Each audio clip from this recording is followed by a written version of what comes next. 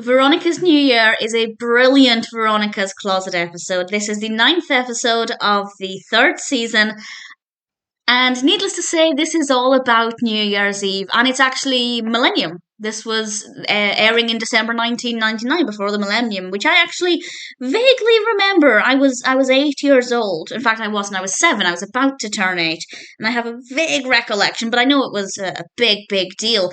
And this episode is pretty fabulous. The only thing that makes it not perfect is the absence of Olive. There is a reason within the context of the episode. While she's not there, I assume that there was just a reason why Kathleen and Jimmy couldn't film this episode, because they definitely wouldn't have left Olive out intentionally. So that's a bit of a shame, but the episode is otherwise really great, and there it is funny, I promise. There is something that made me laugh out loud. So there will be spoilers from now as I discuss things that happen. I won't go into a tremendous amount of detail, but I'll just mention some things that I really enjoyed. And one thing that I found to be just so funny. Yeah, so obviously this is in the run up to New Year's Eve, and the outfit. Veronica wears some really gorgeous outfits in this one, but the first one we see is just stunning, absolutely gorgeous. I mean, Kirstie Alley could look amazing in a bin bag, but she looks beautiful. The blue outfit at the beginning, I just absolutely loved. And we established the narrative at the beginning. They're talking about New Year's Eve. There's a letter from Olive, which explains her absence. And then we find out that June is going to be having a New Year's Eve party, and she invites Isaac Hayes. Now, I had no idea who Isaac Hayes is. I'm not exactly that knowledgeable about music, but he was a singer, a very popular singer, as far as I can tell. But even though I didn't know who he was, I really enjoyed the character in this. I could only view him as a character because I don't know anything about him as a person, but as a character, I thought he brought something really great to this episode. And it turns out that Veronica is a big fan of his, and she manages to convince him to sing a duet with him at June's party. Now, things don't go according to plan, because Ronnie ends up getting injured. And I don't know, this isn't the thing that I was laughing at before, but the moment where she lies down with her brace on and then sits back up with the blanket hanging from her, I don't know why I found that so funny. But obviously for Veronica, that isn't very entertaining.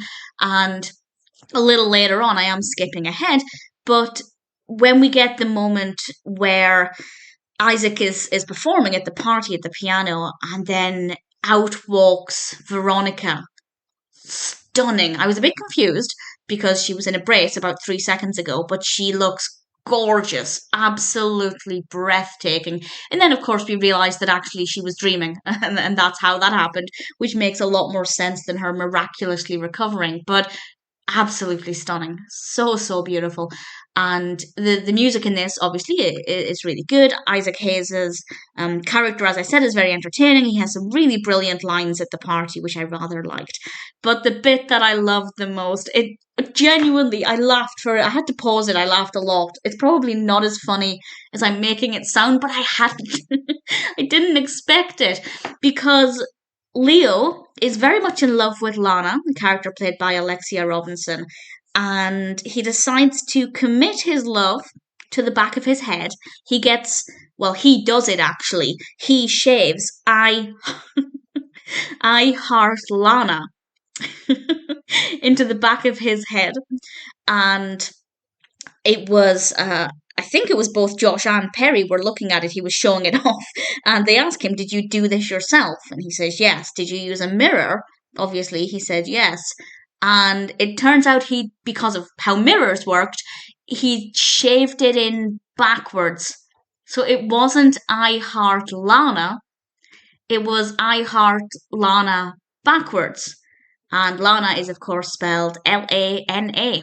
And if you read that backwards, that was shaved into his head throughout the entire party. And I just thought that was fantastic. I didn't see it coming, and it was very funny, and it amused me a lot for quite a while. And it's probably going to be something that just randomly pops into my head. I'm very amused, very entertained by that. It's a brilliant episode, very well done.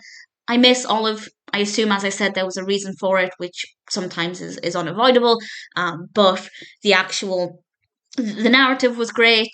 Isaac Hayes as a character is great, and Leo gave me a lot of laughs, and Kirstie Alley looked breathtakingly beautiful on more than one occasion, as is usually the case. Really great episode, which is a relief because the previous episode, Veronica's Sliding Doors, is one of the very few episodes, maybe the only episode so far at least, that I just didn't like. I just didn't care for it. And Veronica's New Year really made up for that. Definitely had a lot of fun with this one. Really sad that the show is basically nearly over. I have another 13 episodes left, I believe, and then we're done. But thankfully, I think Veronica's New Year is going to keep me entertained for quite a while. Definitely a really brilliant episode.